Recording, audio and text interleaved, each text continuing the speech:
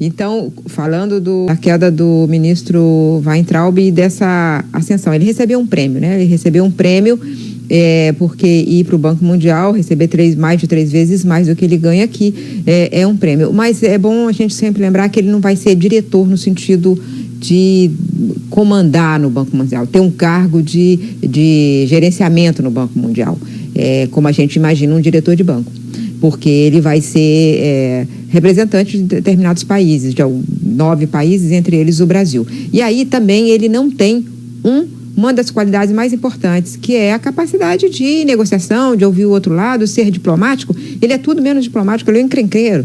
Ele criou a encrenca com um monte de gente no Brasil, da área de educação, e também criou conflitos diplomáticos, porque ele ofendeu os chineses, ele xingou o presidente da França e ele irritou os judeus. Quer dizer, ele é um criador de encrencas. Nesse cargo, no momento que o Brasil vai precisar do Banco Mundial, de um bom diálogo, porque ele seria para fazer esse diálogo, e ele não sabe fazer diálogo, né?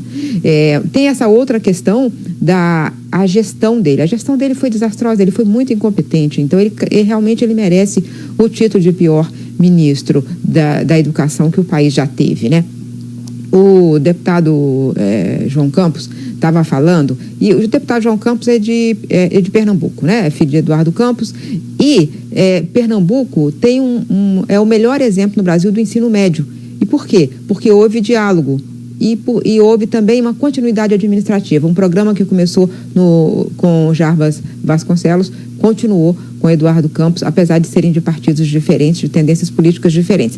Enfim, ele está na Comissão de Educação por causa até desse conhecimento até familiar, né? Então, o que o ministro tem que fazer? O ministro da Educação precisa ter diálogo com estados e municípios, porque o fundamental, ou seja, anos iniciais e anos finais, é por conta dos municípios, o ensino médio dos estados e a universidade do governo federal. Só que o governo federal coordena as políticas e também tem o Fundeb, né? Ele abandonou o Fundeb, que é importantíssimo. Quem tomou providência em relação ao Fundeb foi o Congresso.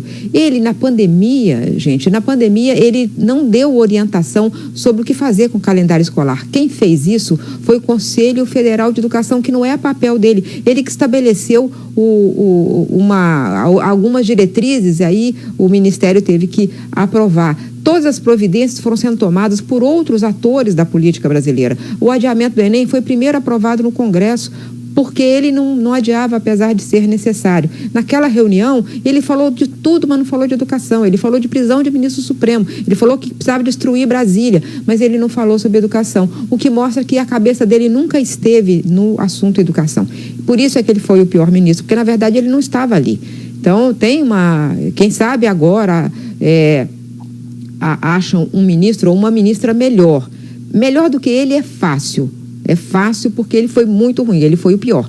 Mas é preciso também de alguém que tente recuperar o tempo perdido, porque o governo Bolsonaro até agora não teve política educacional. Ele teve uma política de destruição do que estava lá, de coisas que vieram de vários governos. Ele tratou tudo como inimigo, como se fosse coisa de comunista e tal, né? Então é preciso retomar. Tem o curso, tem o Plano Nacional do Ensino Médio, que tem que ser implantado, o Plano Nacional de Educação tem que ser implantado. Tem muita coisa parada, porque ele foi o pior ministro da história. Pode ter sido melhor na visão do presidente, o que preocupa bastante, porque se for com esses mesmos critérios, ele vai errar de novo e o Brasil vai continuar perdendo tempo na educação. Acho que o mais grave é isso. É que o Ministério da Educação é importantíssimo. É o ministério que trata do futuro do país. E ele foi entregue primeiro a uma pessoa que não entendia nada de coisa nenhuma, que é o Vélez Rodrigues, e depois de alguém que foi lá para destruir e foi um incompetente. Então a gente perdeu esse 1 ano e meio, infelizmente, na educação, com esse ano também com a dificuldade, ou seja, a gente perde 2 anos na educação brasileira. E a gente já está atrasado. Então, é muito preocupante que seja isso. A gente mostrou agora há pouco a live do presidente Jair Bolsonaro e ele disse que o caso Queiroz está encerrado. Ele deu o caso por encerrado.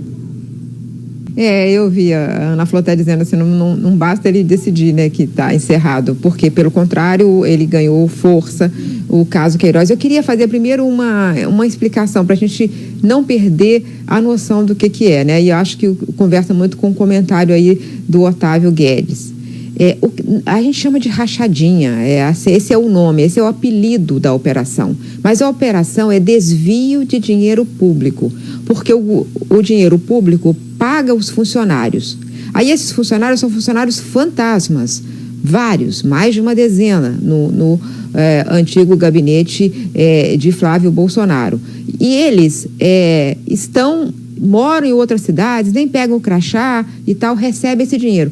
Esse dinheiro é dividido, mandam parte desse dinheiro para o Queiroz. E aí não foi pouco dinheiro, não, foram milhões.